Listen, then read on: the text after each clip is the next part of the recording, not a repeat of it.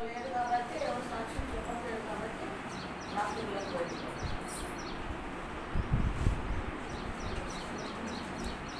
కొంచెం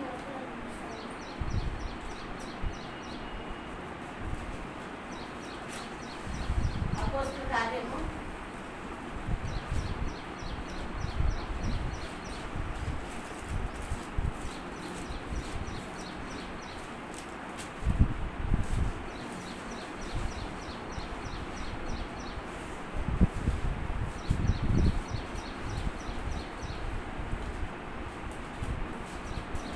19వ అధ్యాయము. అపోస్తలుల కార్యము 19వ అధ్యాయము. కొంచెం గట్టిగా చదువుతారు. చెప్పాను కదా, అన్నింటిలో కూడా సిద్ధపడి ఉండాలి. వాక్యం చదవడంలో కూడా, పాటలు పాడే విషయంలో, ఆరాధన చేసే విషయంలో సిద్ధపడి నేను చేయాలంటే నేను చేయాలని సిద్ధపడాలి. ఎవరు చదువుతారో క్రమంగా గట్టిగా స్వరం ఎత్తి మంచిగా చదవాలి. అపోస్తలుల కార్యము 19వ అధ్యాయము మొదటి నుంచి చదువుకుందాం. హల్లెలూయా, హల్లెలూయా. ప్రభువైన యేసుక్రీస్తు నామములో మీ అందరూ కూడా వందనాలు చెల్లిస్తున్నాను బిడ్డలారా. మరి ఈ దినము దేవుడు మనకిచ్చినందుకు మీకు వందనాలు. నిజంగా మనం ఏమనుకున్నామంటే ఈరోజు నలుగురు లేరు. సుశీలమ్మ, మా అత్తమ్మ, రేపుక, ఈ పాప ఊరెళ్ళిందన్నారు. ఎప్పుడు వచ్చావమ్మా? శుక్రవారం వచ్చావా? నువ్వు కూడా ఊరెళ్ళావని నేను ఎవరో చెప్పారు. నువ్వు కూడా లేవమ్మా అని. నలుగురు లేరు, ఇక సంఘంలో ఎవరున్నారులే అనుకున్నా, కానీ దేవుడి కృపను బట్టి బాగానే ఉన్నారు. హల్లెలూయా, హల్లెలూయా. అందరూ కూడా మరి వచ్చినందుకు దేవాది దేవుడి వందనాలు చెల్లిస్తున్నాను. ఇక వాక్య భాగంలోకి వెళ్ళిపోదాం. అమూలమైన సమయానికి వచ్చాం బిడ్డలారా. మరి జ్ఞానము కలిగి మన ఆలోచనలు ఎటూ పోనివద్దు, తలంపులు ఎటూ పోనివద్దు. మీ ఆయన తిని పడుకుంటాడు, ఏం ఆలోచించదు. అర్థమవుతుందా? మీ ఆయన కూడా పనికాడు ఉంటాడు, బాగుంటాడు, ఏం ఆలోచించదు. ఎవరు? సునీత. ఏం ఆలోచించదు, దేవుని మాటలు మాత్రమేనండి. అందరూ కూడా మీ ఆయన ఏమన్నాడు, నువ్వేం ఆలోచించదు. ఎక్కడికి వెళ్ళాడు? పనికి వెళ్ళాడా? ఇంటికాడే ఉన్నాడా? ఓకే, ఏమన్నాడు. ముందు మనము దేవుని మాటలు విందాం. ఆ మాటలు హృదయంలో ఏం చేద్దాం? దాచుకుని మోసుకుని వెళ్దాం. హల్లెలూయా, మోసుకుని వెళ్దాం. ఏంటవి? దేవుని మాటలు హృదయంలో పెట్టుకొని మోసుకొని మన ఇంటికి వెళ్ళాలి. హల్లెలూయా కదా, మోసుకుని వెళ్దాం బిడ్డలారా. కాబట్టి ఎటు ఆలోచన పోవద్దు, తలనొప్పులు పోకుండా మరి దేవుని మాటలు శ్రద్ధగా విందాం. మరి మొదటి నుంచి చదువుకుందాం. చదవండి, చదవండి. అపోల్లో కొరింథీయుల్లో ఉన్నప్పుడు జరిగినదేమనగా, పౌలు ప్రదేశంలో సంచరించి ఎఫెసునకు వచ్చి కొందరు శిష్యులను చూసి, మీరు విశ్వాసించినప్పుడు పరిశుద్ధాత్మ పొందినారా అని వారిని అడగగా, వారు పరిశుద్ధాత్మ సంగతియే మేము వినలేదని చెప్పింది. చాలండి, ప్రార్థన చేసుకుందాం. అందరూ కూడా తలలో వచ్చి, ప్రభువా నాకు అర్థమయ్యేలాగా మాట్లాడండి, అర్థమయ్యేలాగా నాకు వినిపించండి మీ అమూలమైన మాటలని ప్రభుని అడుగుదాం. స్తోత్రం నాయనా, పరిశుద్ధుడా యేసయ్య, మీకే వందనాలు, స్తోత్రాలు చెల్లిస్తున్నాను. మీరెంతైనా నమ్మదగిన దేవుడు, మాకు చాలిన దేవుడు ప్రభా, మీ స్తోత్రం. ఈ దినం ఇచ్చారు అయా నాయనా, మీ స్తోత్రం. పాటలతో, ఆరాధనతో నాయనా మీరు మహిమ పొందుకున్నారని నమ్ముతున్నాం ప్రభా. నాయన బిడ్డలందరూ మేమందరం ఇక్కడ కూడుకున్నటకు మమ్మల్ని నడిపించారు, ప్రేరేపించారు, భయముతో నడిపించారు. మీకు వందనాలు ప్రభా. అయ్యా మరి ముఖ్యంగా ప్రభా, అయ్యా మీ స్తోత్రం. సహోదరుడు ప్రభా, మా నాయన మీకు వందనాలు. నాయన భాస్కర్ను కూడా మా మధ్యకి నడిపించారు. మీ స్తోత్రములు ప్రభా, మీకే వందనాలు చెల్లిస్తూ అయ్యా మీ అమూలమైన మాటలు నాలో ఉండి మీరు మాట్లాడండి, నాతో మాట్లాడండి, మా అందరితో మాట్లాడే బలపరచమని యేసయ్య నామములో ప్రార్థించి అడిగి పొందుకుని ఉన్నాం తండ్రి. ఆమేన్. హల్లెలూయా, హల్లెలూయా. ప్రియమైన దేవుని బిడ్డలారా, ఇక్కడ మరి పౌలు గారు ఎక్కడెక్కడికి వెళ్ళొస్తున్నాడంట? ఎక్కడెక్కడికో ఎఫెసుకు కూడా వెళ్ళొచ్చాడు కదా, మరి కొరింథీయులకు కూడా వచ్చాడు,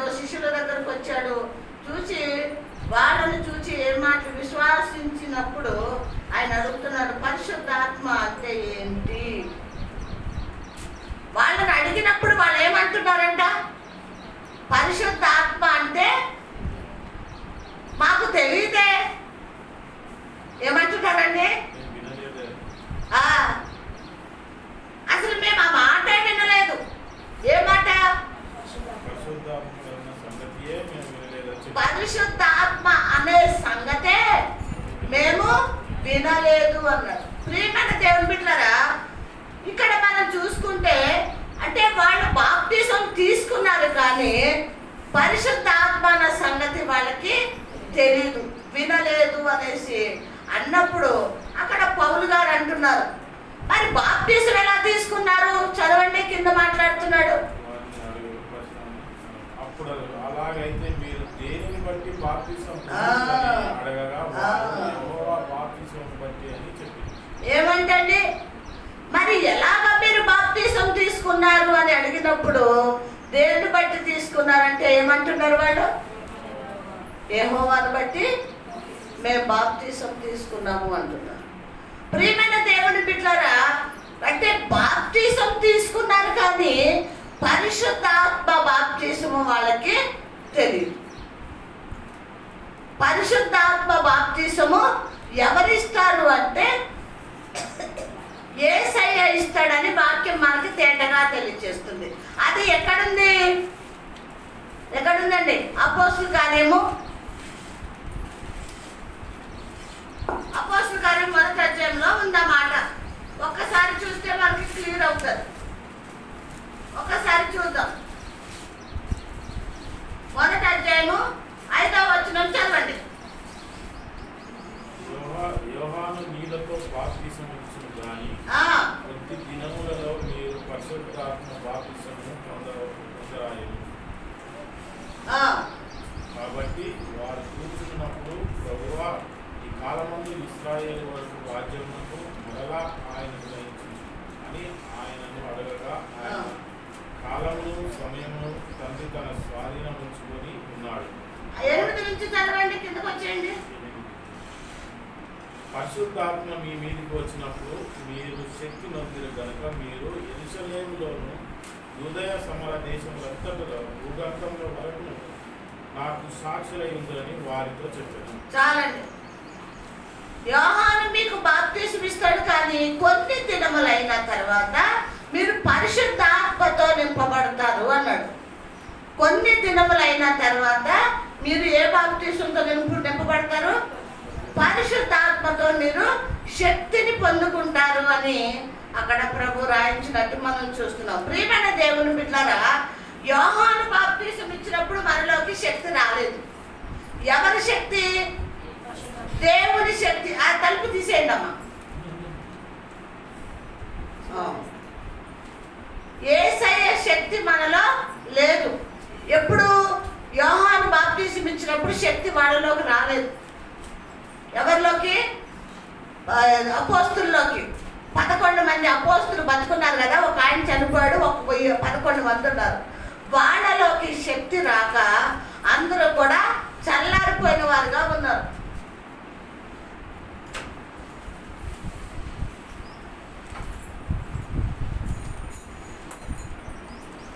అందరూ కూడా ఎలా ఉన్నారంటే చల్లారిపోయిన వారుగా ఉన్నారు. కొద్ది దినములు అయ్యాకంటే వాళ్ళు మేడగదికి వెళ్ళి ఎప్పుడైతే పరిశుద్ధాత్మ కోసం కనిపెట్టి ప్రార్థన చేశారో వాళ్ళ మీదకి ఏమొచ్చింది? మనం 8లో చూసుకున్నాం. ఏమొచ్చిందండి? ఆయన శక్తి వచ్చిందండి. పరిశుద్ధాత్మ శక్తితో వాళ్ళు నింపబడ్డారు. ఎప్పుడైతే నింపబడ్డారో దేవుని ఆత్మ వాళ్ళలోకి వచ్చింది. ఎవరిలోకి? ఈ 11 మంది శిష్యుల్లోకి, కొంతమంది స్త్రీలు, కొంతమంది విశ్వాసులు, అందరూ కలిపి 120 మంది మీదకి పరిశుద్ధాత్మ దేవుడు వచ్చి ఉన్నట్టు అక్కడ వాక్యం మనకు తేటగా తెలియజేస్తుంది. అయితే మనం 11 మందిని చూసుకుంటే అప్పుడు వరకు ప్రభు ఉన్నప్పుడు వీళ్ళందరూ పిరికివాళ్ళు, భయంతో పారిపోయిన వాళ్ళు, అబద్ధం ఆడిన వాళ్ళు. ఎవరు? ఈ శిష్యులు 11 మంది. పేతురు అబద్ధం ఆడాడు 3 మార్లు, ప్రభు ఎవరో నాకు తెలియదు అన్నాడు. తర్వాత పారిపోయిన వాడు, అర్థమవుతుందండి, ఆయన భయపడేవాడు, పిరికివాడు. అటువంటి యోహాను కూడా వీళ్ళందరూ ఎప్పుడైతే ప్రభు ఆరోహణమై వెళ్ళిపోయిన తర్వాత వీళ్ళ మీదకి ఏమొచ్చిందంట? శక్తి వచ్చిందండి. హల్లెలూయా. వాళ్ళ మీదకి వాళ్ళకి శక్తి వచ్చినప్పుడు వాళ్ళు దేవుని ఆత్మను పొందుకున్నారు. మనలో ఇప్పుడు చెప్పండి, మనలో ఎవరి ఆత్మ ఉంది? ఎవరి ఆత్మ ఉందండి? దేవుడు మనల్ని సృష్టించినప్పుడు జీవ ఆత్మ ఊదేను అంది, ఉందా కదా? ఆదిలో మనల్ని ఏం చేశాడు? మట్టితో చేసి మనల్ని సృష్టించుకున్న తర్వాత బొమ్మను చేసి దేవుడు ఏం ఊదాడండి? ఉందా? ఒకసారి చూస్తారా? ఆదికాండం చూస్తారా? ఆదికాండం చూడండి. ఆదికాండం చూస్తే మనకి క్లియర్ అవుతుంది ఆ ఆత్మ ఊదాడా లేదా అన్నది. చదవండి. దేవుడైన యెహోవా నేలమట్టితో నరుని నిర్మించి వాని నాసికారంధ్రములో జీవాయువు ఊదగా నరుడు జీవాత్మాయను. చాలండి. జీవవాయువు ఊదగా నరుడు ఏమయ్యాడు? జీవాత్మాయను. జీవ ఆత్మ అంటే జీవం ఉంది, ఆత్మ కూడా ఎవరిలో ఉంది? మనలో ఉంది. ప్రియమైన దేవుని బిడ్డలారా, మనకి ఇప్పుడు ఏం కావాలి అంటే ఆత్మ కావాలి. ఆత్మ లేకపోతే మనం చచ్చిన వారం, అవునా కాదా? ఆత్మ లేకపోతే మనం చచ్చిన వారం. అప్పుడు జీవవాయువు ఊదిన ఆ దేవుడు దగ్గర ఆదాము అవ్వ ఏం కోల్పోయారంటే, ఏం కోల్పోయారు? ఆత్మను కోల్పోయారు. పాపము చేసి ఆత్మను కోల్పోయారు. వాళ్ళు కోల్పోయినందున వాళ్ళు చచ్చిపోయారు. కోల్పోయినందునే వాళ్ళు చచ్చిపోయారు. వాళ్ళతో పాటు మనం కూడా చచ్చిపోయాం, అవునా కదా? ఆదాము అవ్వ రక్తము మనలో ప్రవేశిస్తుంది కాబట్టి, ప్రవహిస్తుంది కాబట్టి, ఆడ బిడ్డలమై ఉన్న మనలో కూడా అదే రక్తం ఉంది కాబట్టి మనం చచ్చిన వాళ్ళమా బతికిన వాళ్ళమా? చచ్చిన వాళ్ళు. చచ్చిన వాళ్ళ దగ్గరికి ఎవరు వచ్చారు?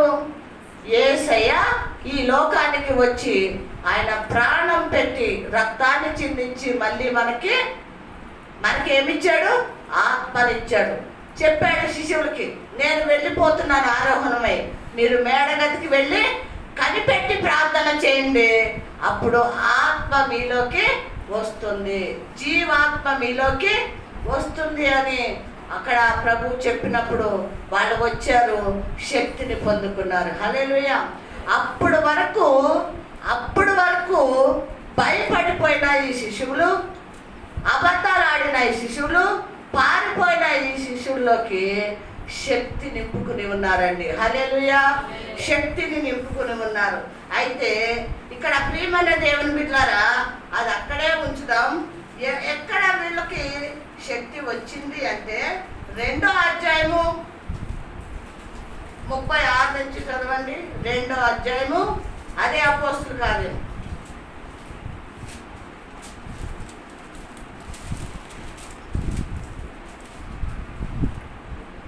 2వ అధ్యాయము 36 నుంచి చదవండి. మీరు సిలువ వేసిన యేసునే దేవుడు ప్రభువుగాను క్రీస్తుగాను నియమించారు. ఇది ఇశ్రాయేలు వంశస్థులకు రూఢిగా తెలుసుకున్నామని చెప్పారు. ఏమంటండి? మీరు సిలువ వేసిన యేసే ప్రభువుగాను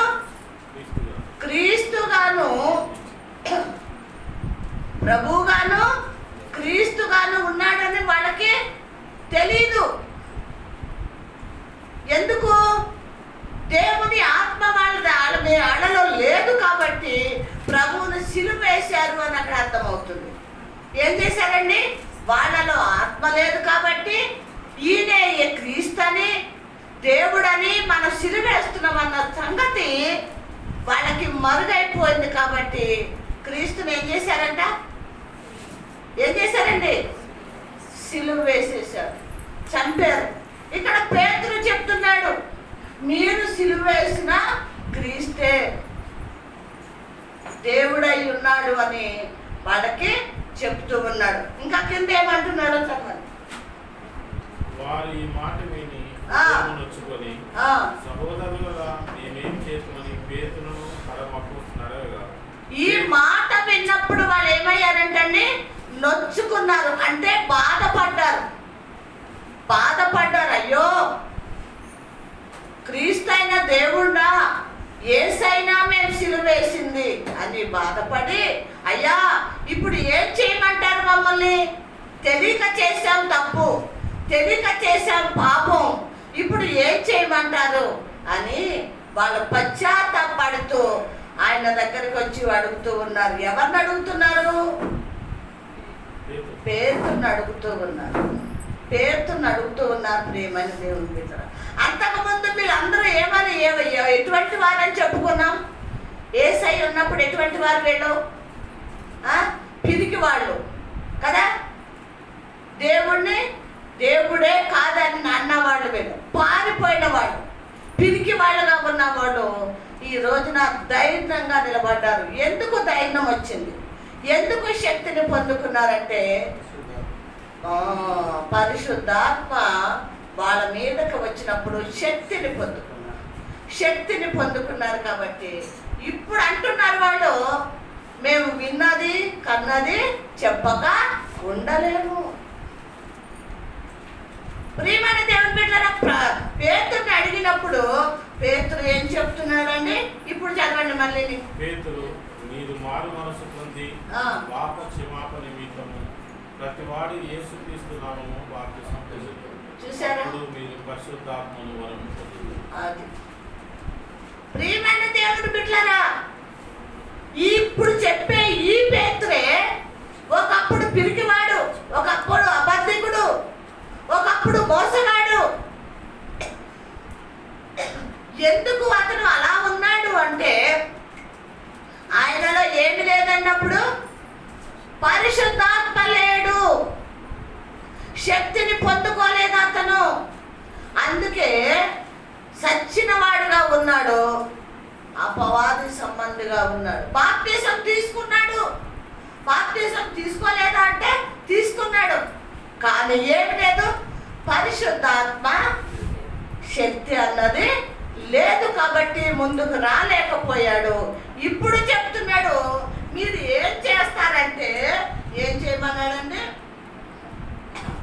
మీరు మారు మనసు పొంది పాప క్షమాపణ నిమిత్తము ఏం చేయండి? యేసుక్రీస్తు నామములో బాప్తిసము పొందండి. ఎవరు చెప్తున్నారు ఈ మాట? పేతురు గారే చెప్తున్నారు. ప్రియమైన దేవుని బిడ్డలారా, ఈ పేతురుని ఇప్పుడు ఎందుకు మనం జ్ఞాపకం చేసుకోవాల్సి వచ్చింది అంటే, ఆత్మ లేకపోతే, పరిశుద్ధాత్మ శక్తి మనలో లేకపోతే మనము కూడా సచ్చిన వారమే. మనలో ఏం కావాలి? ఆత్మ కావాలి. ప్రభు వెళ్ళిపోతూ ఏం చెప్పాడు? మీరు మేడగదికి వెళ్ళి కనిపెట్టి ప్రార్థన చేయండి, పరిశుద్ధాత్మ మీ మీదకి వస్తాడు, మీతో ఉంటాడు, మిమ్మల్ని బలపరుస్తాడు అని ప్రభు చెప్పి వెళ్ళినట్టు మనం చూస్తున్నాం. ప్రియమైన దేవుని బిడ్డలారా, ఈ పిరికి పేతురే ఈ రోజున ఆయన ప్రకటిస్తూ ఉండగా కింద ఏమన్నాడు? చదవండి, కంటిన్యూ చేయండి దాన్ని, చదవండి. ఈ వాగ్దానము మీకు, మీ పిల్లలకు, దూరస్తులందరికీ, ప్రభువైన మన దేవుని తమ యుద్ధలు పిలిచిన వారందరికీ చెందునని వారితో చెప్పారు. చాలండి. ప్రియమైన దేవుని బిడ్డలారా, ఈ వాగ్దానము మన తరతరములకు మీకు, మీ మీదకి ఈ వాగ్దానం వస్తుంది, మీ బిడ్డలకు వస్తుంది, మీ పిల్లలకు వస్తుంది, అందరు కూడా పొందుకుంటారు ఈ వాగ్దానాన్ని. మరి అక్కడ వాక్యం తేటగా తెలియజేస్తుంది. ఇందాక మనము అక్కడ ఆపాం కదండి, ఎక్కడ ఆపాం గుర్తుందా? 19వ అధ్యాయం అపోస్తల కార్యమే.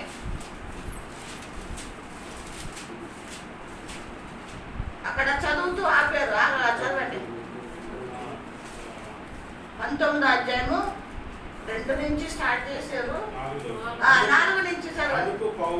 అందుకు పౌలు యెహోవా తన వెనుక వచ్చి వారందు అనగా యేసునందు విశ్వాసం ఉంచవలెన ప్రజలతో చెప్పుచు మారు మనసు విషయమైన బాప్తిసం ఇచ్చినని చెప్పాను. వారు ఆ మాట విని ప్రభువైన యేసు నామమున బాప్తిసం పొందిరి. ఏమంటండి?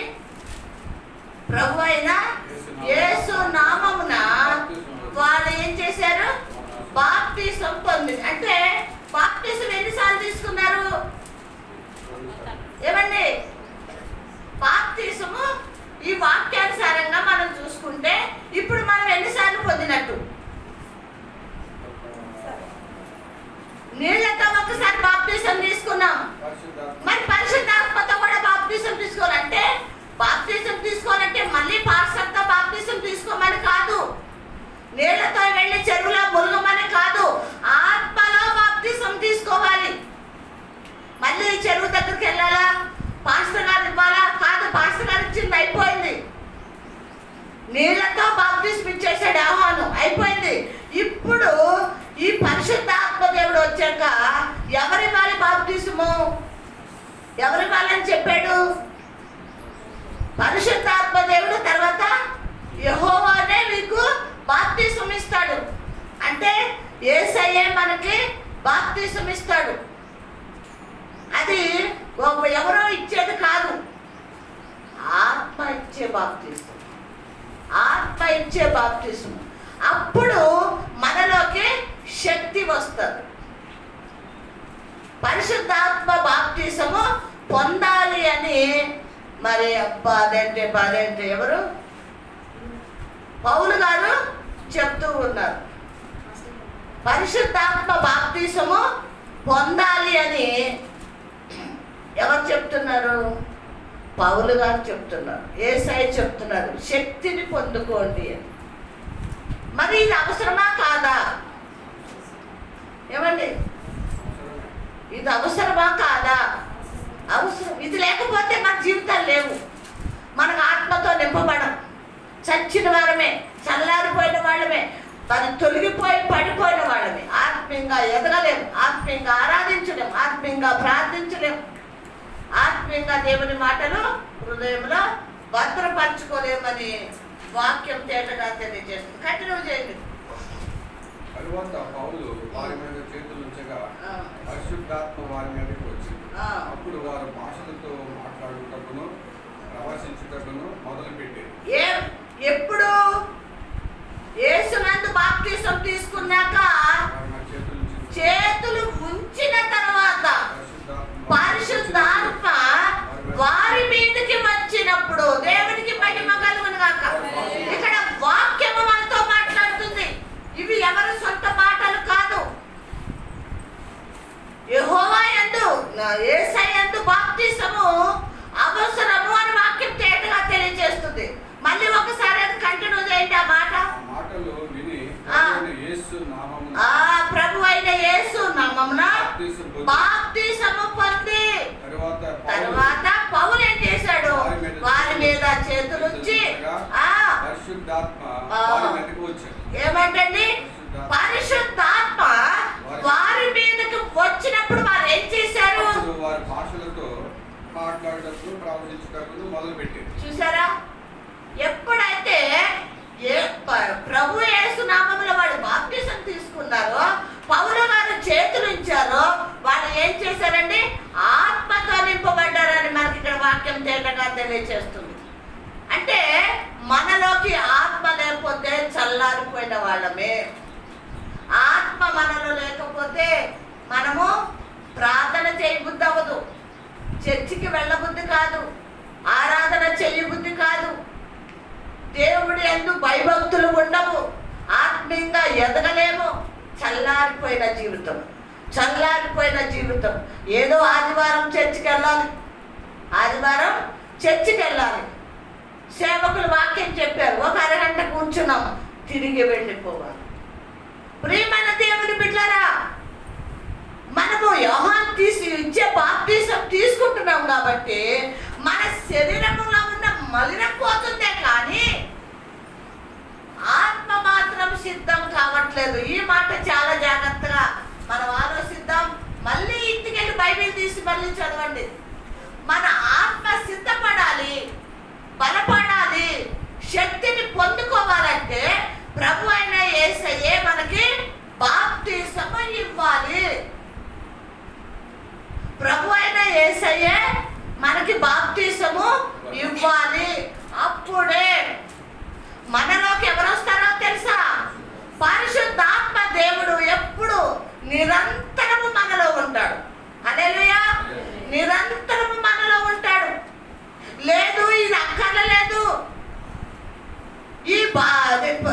యేసయ్య ఇచ్చే బాప్తిస్మం అక్కర్లేదు, పరిశుద్ధాత్మ అక్కర్లేదు మాకు, మేము ఆరాధన చెయ్యము అంటే వాడు చచ్చిన వారే.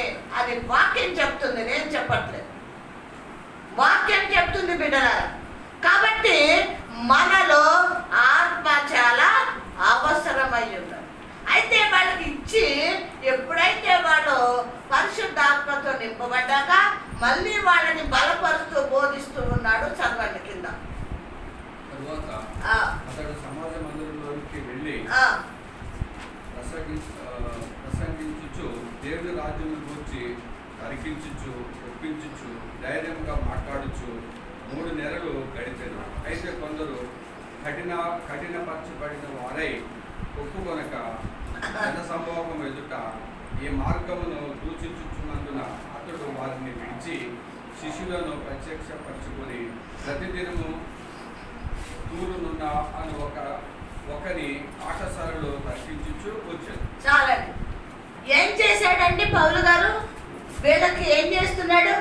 బోధిస్తూ ఉన్నాడు, ప్రకటిస్తూ ఉన్నాడు, వాళ్ళని సరిచేస్తూ ఉన్నాడు. కానీ అందులో కొంతమందికి నచ్చలేదు. కఠినం చేసుకున్నారు, హృదయాలు కఠినం చేసుకుని ఆయనకి ఎదురు తిరిగారు. అలాగే తీసేసుకున్నాం కాబట్టి మాకు ఇది వద్దు. మేము బాప్తీసం తీసుకుంటే మళ్ళీ బాప్తీసం అంటాడండి పౌలు.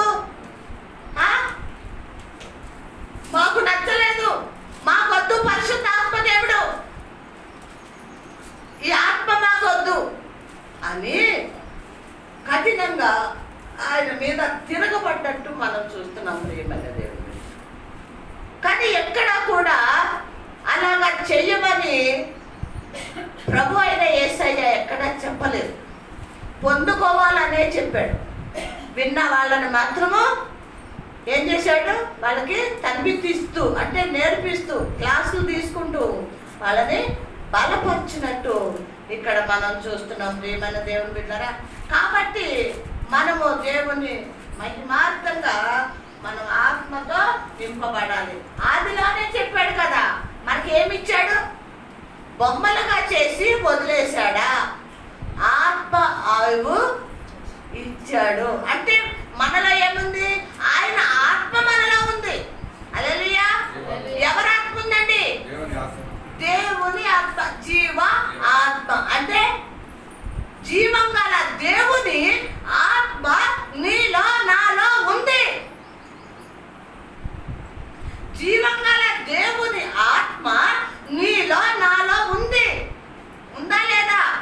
ఉంది. కాబట్టి ఈ రోజున మనము మనుషులుగా అన్ని అవయవాలు కదులుతున్నాయి, నోరు ఇప్పుతున్నాం, చేతులు కదిలిస్తున్నాం, అన్నీ కూడా పని చేస్తున్నాయంటే దేవుని ఆత్మ మనలో ఉంది. కాబట్టి ప్రియమైన దేవుని పిల్లరా, ఈ ఆత్మతో ఆరాధించమంటున్నాడు, ఈ ఆత్మతో ప్రార్థించమంటున్నాడు, ఈ ఆత్మతో నన్ను మహింపరచండి. ఈ ఆత్మ ఆదాము అవ్వతో చచ్చిపోయింది కాబట్టి, మీ నుంచి తొలగిపోయింది కాబట్టి, ఇప్పుడు నేను ఈ లోకానికి వచ్చి మళ్ళీ మిమ్మల్ని బ్రతికిస్తాను. ఎలాగా? నా రక్తాన్ని మీకు ఇచ్చి మళ్ళీ మిమ్మల్ని బ్రతికించి మీకు మళ్ళీ ఆత్మతో నింపుతాను. దేవుడికి మహిమ కలుగును గాక. అందుకు వచ్చాడు లోకానికి యేసయ్య. కోల్పోయినవి మనము మళ్ళీ మనలో సిగురింప చేయటానికి, మనల్ని రక్షించడానికి యేసయ్య వచ్చాడు. ఏ ఆత్మ కావాలంట? పరిశుద్ధాత్మ మనకి కావాలి అని ప్రభు చెప్తున్నాడు. చూడండి,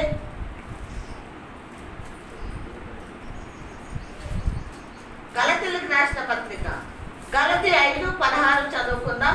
గలతీ 16. శ్రీమతి దేవుని చాలా జాగ్రత్తగా విందాం. మనలో ఆత్మ ఉందా లేదా? ఒకవేళ దేవుని ఆత్మ లేదు అంటే అపవాదిగాడి ఆత్మ ఉండాలి. అపవాదిగాడి ఆత్మ ఉండాలి. ఏ ఆత్మ ఉంది మనలో? మనం సరి చేసుకుందాం. ఏ ఆత్మ నాలో పనిచేస్తుంది? గలతీలు 5:16 నేను చెప్పినది ఏమనగా ఆత్మానుసారంగా నడుచుకుని. ఏమంటండి? నేను చెప్పేది ఏమనగా, వినండి అందరూ తలలో ఎత్తి శ్రద్ధగా నన్నే చూడండి. ఈరోజు ప్రియమైన దేవుని బిడ్డలారా, పరిశుద్ధాత్మ దేవుడు ఆత్మను గురించి మాట్లాడుతూ ఉన్నాడు. హల్లెలూయా. ఆత్మ మనలో లేకపోతే సచ్చిన వారమని చెప్తూ ఉన్నాడు. కాబట్టి ఈరోజు ఆ మాటలు నాకు నిన్న చెప్పాడు, సిద్ధపడ్డాను. మీ మధ్యకి నేను వచ్చాను. మనం అందరం నేర్చుకుంటాకి. మనలోకి ఏముండాలి? ఆత్మ కావాలి మనకి. ఆత్మ లేకపోతే ఒకటి దేవుని ఆత్మ ఉండాలి.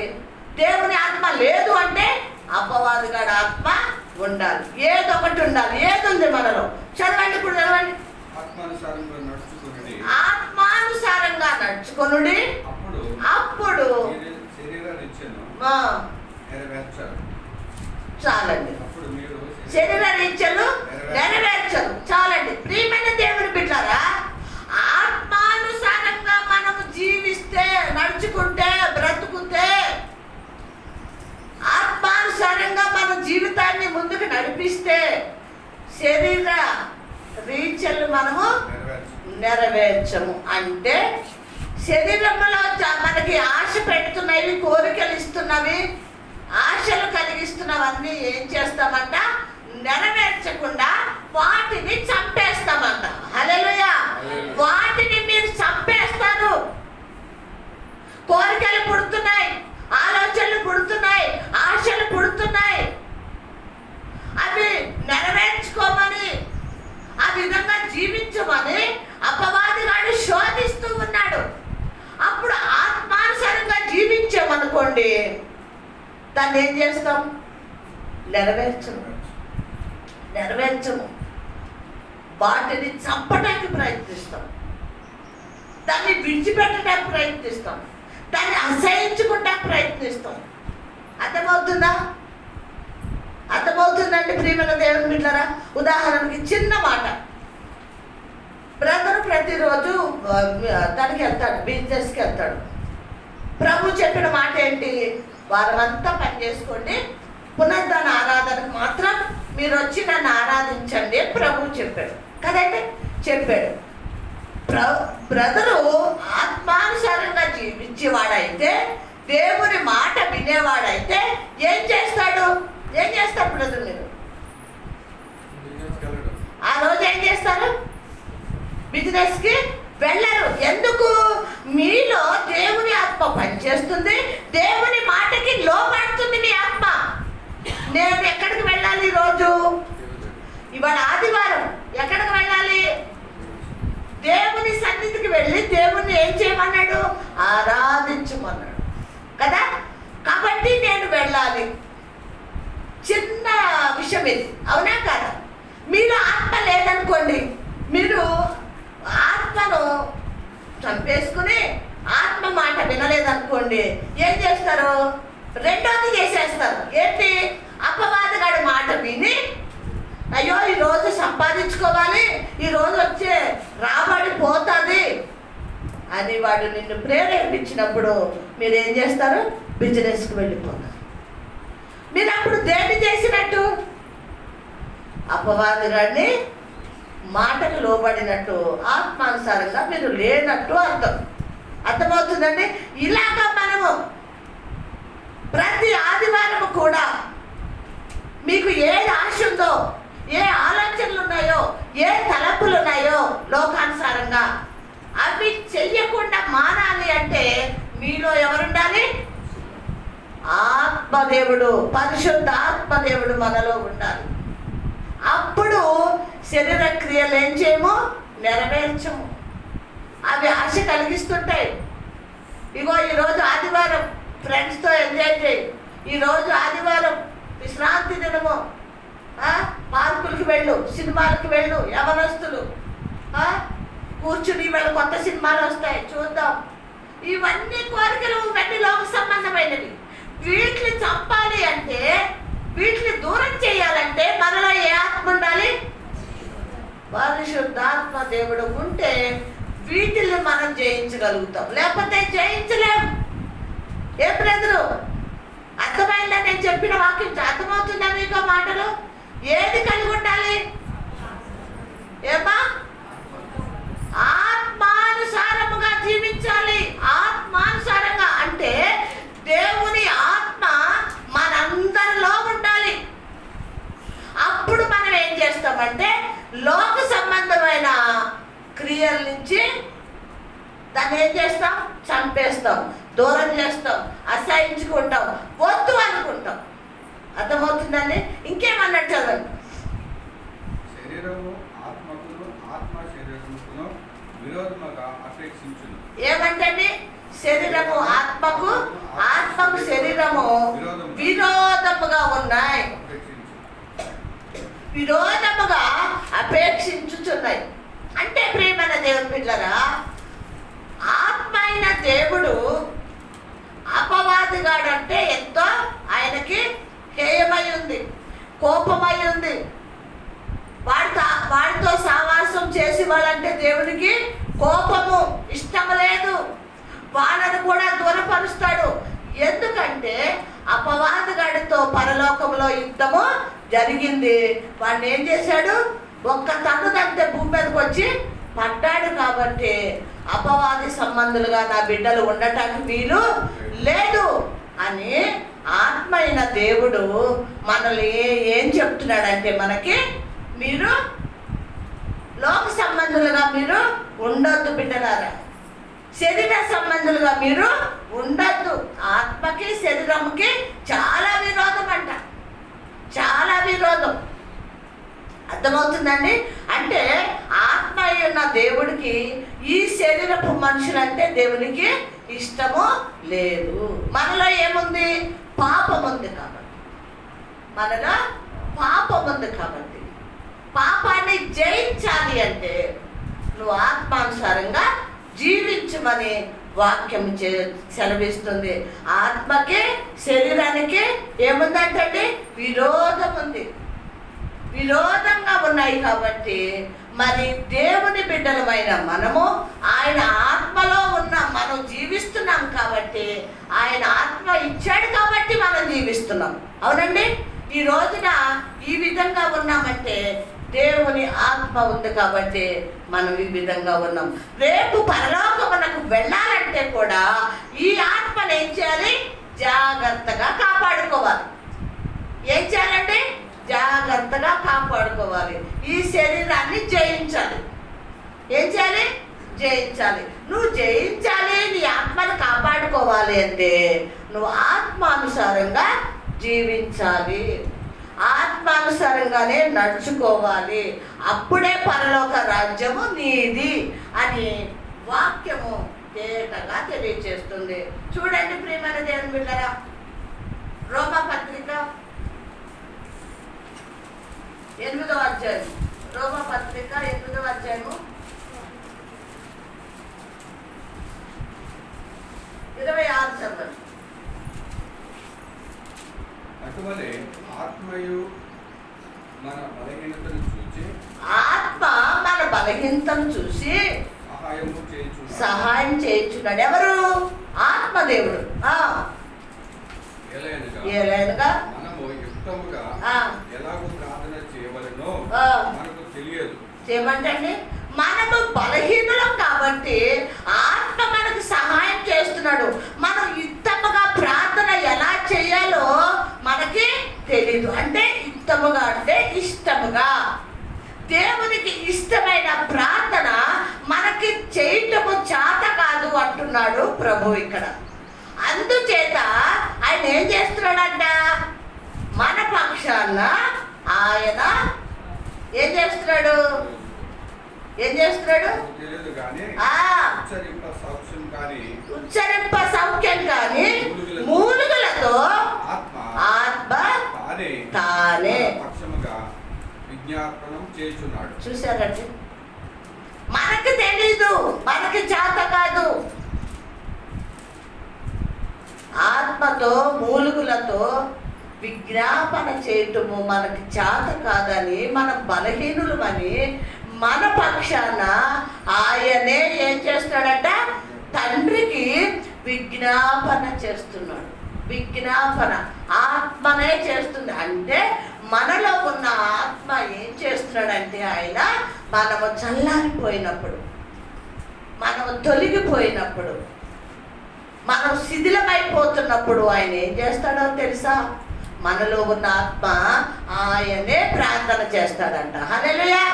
ఆయనే ప్రార్థన చేస్తాడంటండి. ఈ సంగతి మనకు తెలుసా?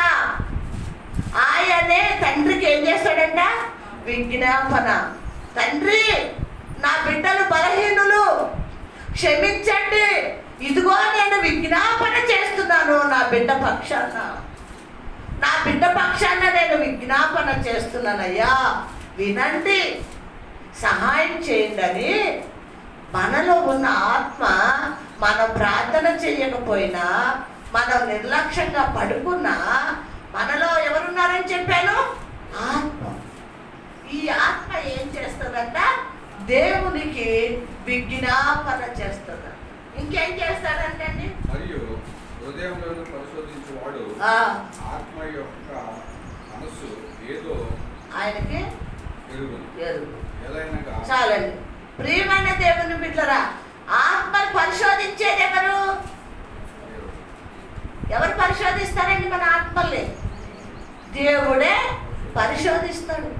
మన హృదయాల గురించి, మన ఆత్మల గురించి మనకి తెలీదు, పక్కోళ్ళకి తెలీదు. కానీ ఎవరికి తెలుసు?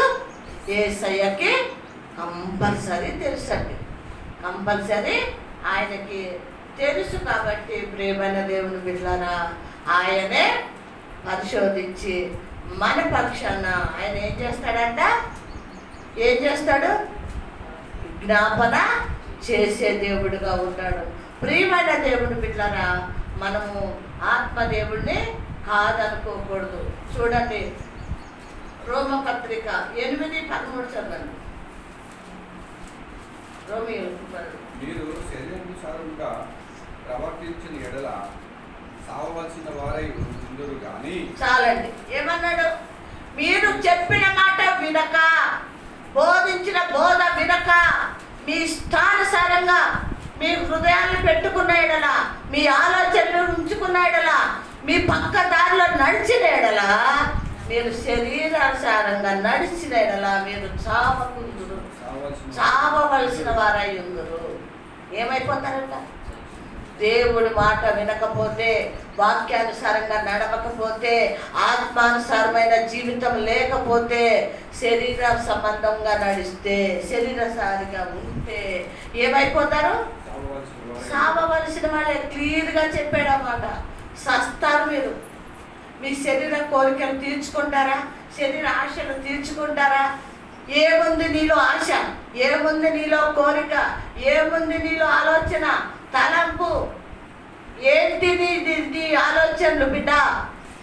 ఒకవేళ నువ్వు ఆత్మానుసారంగా జీవించకపోతే, శరీరానుసారంగా జీవిస్తే నువ్వు ఏమవ్వాలి? చావవలసిందే. మరి చెప్పండి ఇంకోసారి మాట.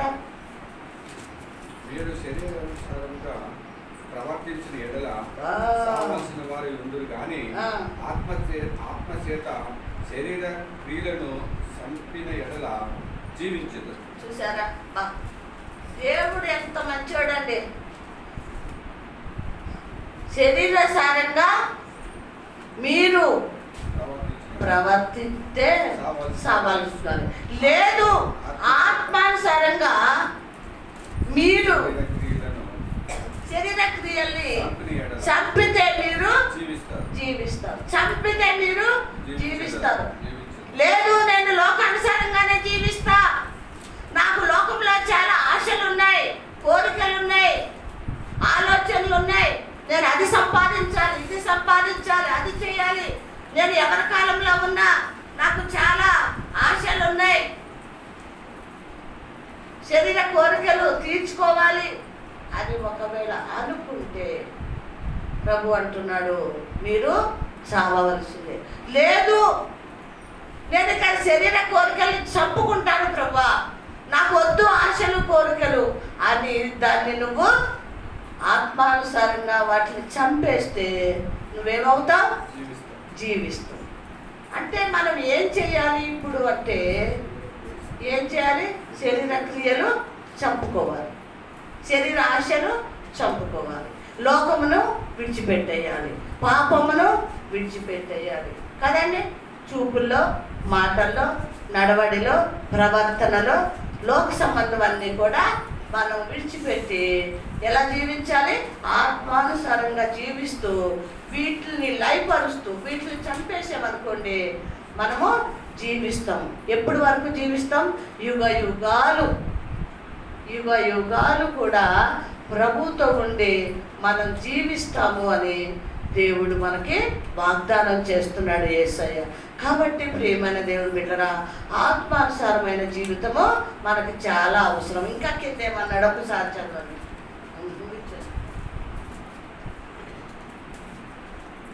దేవుని ఆత్మ చేత ఎందరూ నడిపింపబడుదురో, దేవుని ఆత్మ చేత ఎందరూ నడిపింపబడతారో అందరూ దేవుని కుమారులయ్యుందురు. చాలండి. ఎలా నడిపింపబడాలి మనము? ఏమండి? దేవుని ఆత్మ చేత నడిపింపబడాలి. ఎందుకు నడిపింపబడాలి అంటే, మనము దేవుణ్ణి తెలుసుకున్నాం, మన పాపాలు ఒప్పుకున్నాం, పశ్చాత్తాపడ్డాం, మారు మనసు పొందుకున్నాం, రక్షణ పొందుకున్నాం, ప్రతి ఆదివారం మందిరంకి వస్తున్నాం. కాబట్టి ఎలా జీవించాలి ఇప్పుడు మనము? ఆత్మానుసారంగా మనము జీవించే వారంగా. అప్పుడు ఆయన కుమారులను అనబడతామంట. ఎలా జీవిస్తే?